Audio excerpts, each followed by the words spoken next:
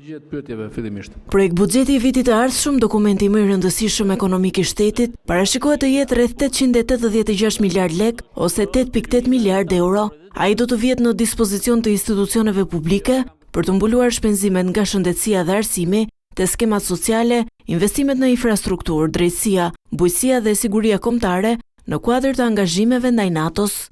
Për herë të parë, të ardhurat e shtetit ton parashikohet të arrijnë në rreth 30% të prodhimit të brendshëm bruto dhe investimet publike në 6.5% të prodhimit të brendshëm bruto.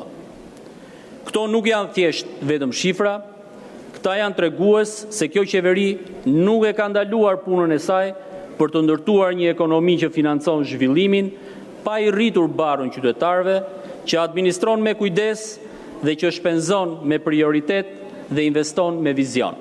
Një nga risit kryesore të projekt ligjit lidhet me pensionet.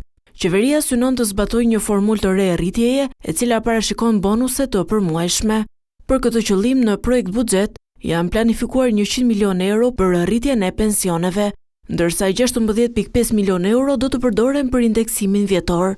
Në fillim të vitit që vjen, për te indeksimit vjetor që zbatohet rregullisht, do të ketë edhe rritje mujore të pensioneve, për të arritur që deri në fund të mandatit, pensioni urban me vite të plota të shkoj 400.000 lek nga 27.350 lek që është sot.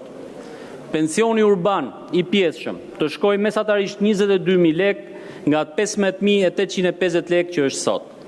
Pensioni rural të shkoj në 18.000 lek nga 11.500 lek që është sot.